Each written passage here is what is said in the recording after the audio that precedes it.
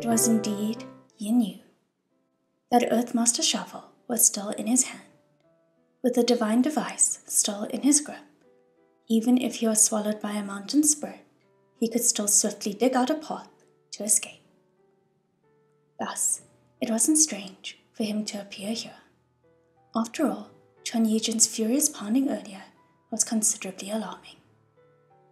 Since the images the left and right eyes saw were different, it was quite uncomfortable, and Lian blinked lightly.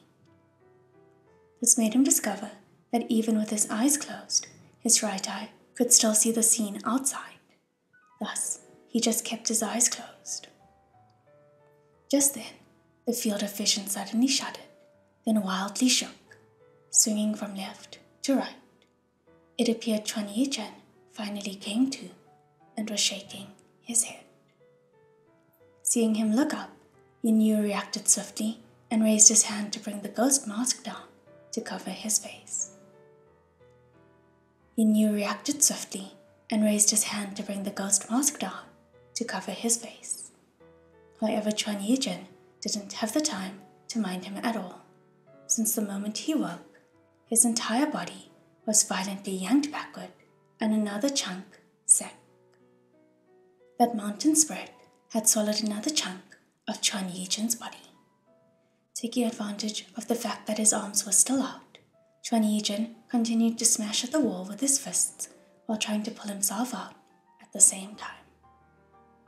However, this mountain spirit was probably thousands of years in age, its wicked powers immense, and it opened its mouth wide to suck again.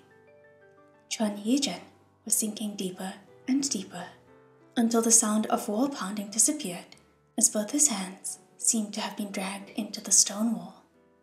Right at the same time, the mountain spirit seemed to have stopped its movements. Chuan Yijin had only his head left exposed on the outside. It seemed only then did he realize that there was someone standing below him. He demanded without thinking, "Who are you?" Yin Yu didn't respond, but through his mask, the sharpness of his eyes could be seen. Those eyes made one feel chills. Lian couldn't help but think. Those don't at all look like the eyes of someone that desired a reunion. Chuan Yijin continued to speak without thinking. "Is that shovel in your hand? Help me dig out of this wall. I want to come out."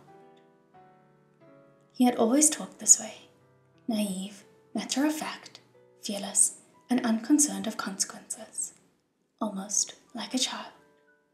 He didn't even ask who the other was before making him help, completely inconscient of whether the peculiar shadowed figure who appeared under such circumstances would be there to kill him. Hearing his demand, Yin Yu's hand that was holding the Earthmaster shovel gripped harder. A moment later, with that snow-bright shovel in his grip, he slowly approached Chuan Yijin, taking one step after the other like he was a murderer about to commit a major crime. For some reason, watching this play out was making Lian grow anxiously unnerved. Wait, why does it look like he wants to gouge out Qi Ying's head with the shovel?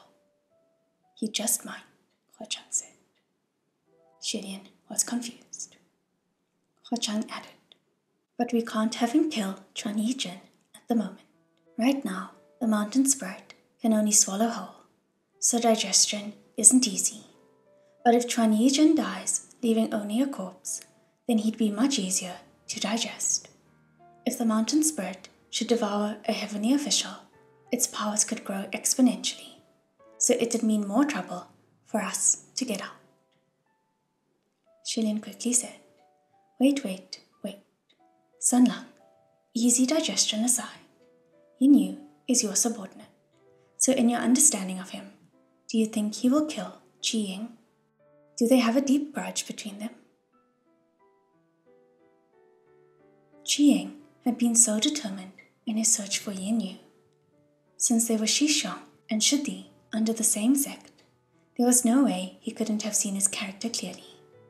So Lian thought that Chuan Yijin believed Yin Yu was someone worthy for him to seek. And with Chuan Yizhen's personality, he couldn't have done anything for anyone to want to kill him. He Chang replied, "There isn't one, but sometimes the desire to kill someone doesn't have to come from a deep grudge. It can very well come from small matters, especially small matters that you yourself don't notice." "What small matters?" Xilian asked. Just as the words left his lips, the scene in his right eye had changed. What he saw wasn't He Chang's red robes, and it wasn't the scene of one man facing one head on the stone wall outside, but a large street. Xilian was about to ask what this was when he heard a bustling noise coming from ahead. There was a crowd of cultivators on the road, seeming to be surrounding someone and yelling furiously. When he looked closer, he discovered that amongst the crowd was a small child crouched down, his head full of curly hair, his face covered in blood. To be surrounded and yelled at by such a crowd, if it was any normal child, they would have been terrified and crying already. But this child was only about 10 years of age, and not only was he not scared, he seemed to be excited even, his eyes darting around, his little fists itching to be tested. Just then, a young cultivator pushed through the crowd and approached. "Let it go. Stop yelling. He should know he's done wrong by now." Xilian softly erred. That young cultivator had bright eyes and a glowing, spirited face, his back straight, standing tall. It was Yin Yu. However, perhaps it was because this was when Yin Yu was at the height of his youth. His air was confident and bold, and his will was not yet dimmed from the wear and strain of time. He appeared to be much brighter than the faint impression he'd left in Xilian's mind when they first met, and anyone would call him an impressive young man. They were practically two different people. Xilian remarked. He wasn't so boringly plain back then. He Chang laughed out loud. Who wasn't young once? Only then did Xilian realize he accidentally spoke his mind out loud. Sun Lang's right eye can see these things too, he asked. It's not my right eye that can see it. It's something else that did. I'm only borrowing it for viewing. That's all. Amazing. Incredible, Xilian said. It's easy, He Chang said. If you are to pick a subordinate, you must do a thorough background check. This I'm still pretty good at. If in the future Goga has a need and wants to search someone's background, come find me anytime. Just then, in the scene in their right eye, another quietly handsome young man around Yin Yu's age spoke to him furiously. Knew he's wrong, my ass. Look at him. Does he look like he knows he was in the wrong? This brat doesn't know anything at all. We were minding our own business, doing our morning training, and he ruined the session with his randomly thrown rocks and mud. We've got to teach him a lesson. Yin Yu stopped him. Let it go, Jian Yu. He's already been beaten by you like this. I'm sure he won't dare to do it again next time. You've all vented your anger. What more is there to discipline? If you discipline him any more, he's going to die. Look at this child dressed like this. There mustn't be anyone at home and no one to discipline him. Just ignore him and go back to calm down. Jian Yu spat as he turned around. I'm telling you, this brat is mental. He's not normal. Look at him, looking so happy when people are beating him up. I think he wants to go another round. Yin Yu pushed them away to leave. Sigh, you said yourself he's mental, so why bother so much with him? It was easy to tell that amongst those of his sect, Yin Yu's words had weight, and while the crowd was still upset, they still went away. Yin Yu took a look at the child sitting on the ground, and he crouched down. Before he even opened his mouth, this little child scooped a handful of mud and threw it at his face, his expression still excited. The mud hit Yin squarely in the face, and he was speechless for a moment.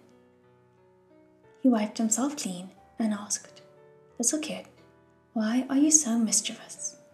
Why did you hit the cultivators of our temple?" That small child leapt up and struck an attacking stance. "Come at me," he shouted. Yin stood up. "This attacking stance is of our sect. Who taught you?" That small child only urged, "Come at me," and then he jumped up and down where he was, like a silly little monkey. He even grabbed for handfuls of mud and rocks from the ground to throw at his opponent, incredibly accurate in his aim. Yin was older than him by a few years, and minding his own status, he couldn't fight a child, so he ended up running around while dodging the attacks. This fighting stance also came from our sect. Did you climb the walls and peek to learn in secret every day? "Stop hitting me." I said, "Stop hitting me." I didn't even hit you. Do you really like fighting so much? Yet unexpectedly, when those words came out, Chuan actually did come to a stop and nodded, rubbing his muddy, grimy little hands. "I like it," he said. He actually said it so seriously, both Shilian and Yin were stunned. There was no need to say who this child was. Shilian was in awe. Qi Ying really is a martial fanatic. He was born to be a martial god. Even though at that moment, others all thought that Chuan was a mental child, Shilian felt he could relate. There must be fanaticism towards something before one can achieve the state of godly. When it came to this point, those who could understand the sense of obsession knew it meant that there was potential, that there was a possibility. Those who couldn't understand and only knew how to taunt those mental idiots would have no hope in this path from the very beginning. Yin blinked, then laughed, but he didn't laugh for very long before another ball of mud was splattered on his face. He quickly called out, "Hey, I said stop hitting me. Listen to me. How about, do you want to enter our sect and learn how to fight?" Hearing this, Chuan movement stopped, a ball of mud in his hand. But Shilian didn't know whether he threw it, because right at that moment, upon the stone wall outside, there came a resounding clunk sound. Yin had stabbed the Earthmaster shovel into the wall. He didn't actually break Chuan neck with his shovel, but that sharp metal brushed past Chuan face, exceedingly deadly.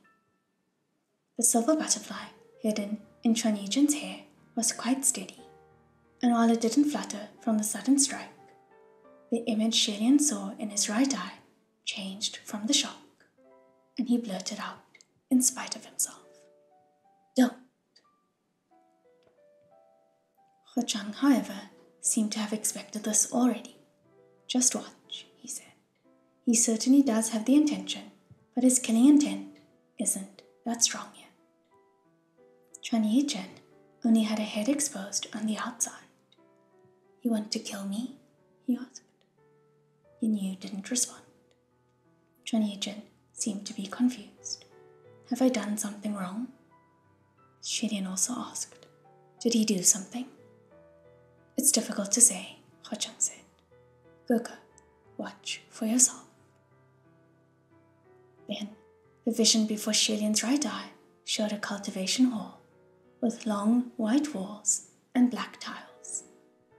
Yin looked to be a few years older than he was earlier and was sitting poised, poring over a desk and writing fervently. Next to him was a large crowd of trainees crying their grievances, angry and hungry for justice. Yin Shishong, the way Chuan eats is too unbearable. Every time at mealtime, his rice sprays everywhere, and he eats 3 times as much as everyone, like he's a starving ghost or something, hugging the rice bucket, no one can eat well. Yin Yu Shishong, I can't live with him anymore. I want to change rooms. He's always so cranky in the mornings. I worry every day that he'll kick and break my ribs. I can't deal with him. Yin Yu Shishong, I don't want to be in his group anymore. That bastard never cooperates with others, nor is he considerate of anyone. He only cares to randomly throw fists and show off. I'd rather be in the same group as the weakest Shidi than with him. Yin Yu was getting overwhelmed by all the complaints.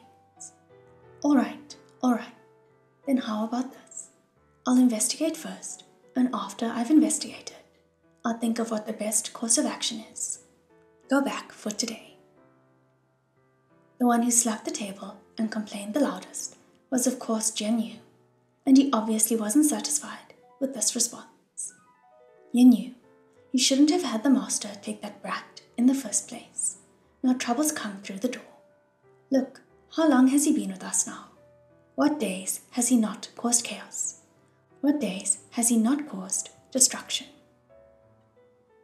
The crowd was trying to force his hand, so Yin Yu tried to pacify them.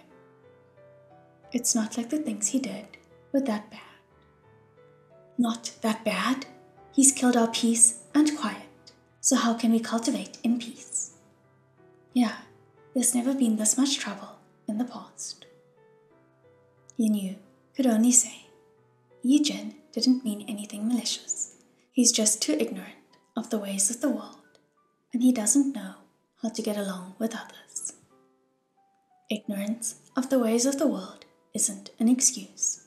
If he doesn't know, can't he learn? Since we all live in this world full of people, then you must learn how to get along with others. How old is he now? He can't always be a child. There are people who are dads now at his age. Master's favoritism aside, this brat has only been here for how many years? The moment he came, he took over all the benefits. The best training hall was given to him. The best potion produced every season is given to him. He can skip morning and evening lessons, is exempt from reading sutras, and even when the master catches him, he only gets lightly reprimanded. No lectures at all. What's so good about him? Yin Yu Shishong, you are the eldest disciple. If you acted like that, then we'd all let it go. We have nothing to say. But who the hell is he? No education, no manners. So what if he's talented? None of us will accept him. This had the veiled intent to alienate Chuan Yi Jin, and the crowd all agreed in unison. When Yin Yu heard, his expression instantly grew dim, and he gripped his brush. Shilian thought things were getting discouraging. Those with ordinary patience would easily fall for this hook, and if it was someone narrow-minded, then even without the hook, he would have already been jumping on his feet. So when the lure flashed, wouldn't he just explode? However, unexpectedly, after some contemplation, Yin Yu put down his brush and admonished solemnly. Shidi, I think what you're saying isn't right. The crowd was taken aback. Yin Yu continued, I'm going to say something unpleasant. No matter what path we cultivate, talent is truly something incredible. Besides, not only is he talented, he's willing to work hard. If you really think the master is playing favorites, then let's work harder to keep up with him. Overtake him. And then the training halls, the potion halls, will naturally open their doors to everyone. If everyone has the time to be mad, then why not use that energy to cultivate and train more? Am I right? Hearing his reprimand, everyone's enthusiasm dropped, but they still said, Shishong is being generous, not disputing with him. This patience alone threw him out for 10,000 miles. Yin Yu, however, warned, Yin Yu, you speak for him today, but be careful of him screwing you over in the future. In any case, after this round of complaints, neither party was pleased. After the crowd of fellow disciples left, Yan Yu closed the door and was about to shut the windows when suddenly he found there was someone perched there. He jumped in surprise. "Who's there?" Chuan Yizhen had his head bowed, perching on the windowsill. Once Yan Yu saw that it was him, he questioned, "When did you come?" He pulled at him, but Chuan Yizhen didn't move. "Yizhen, if you're going to perch, find a different place. I'm going to shut the window." Chuan Yizhen suddenly asked, "Shishang, am I annoying?"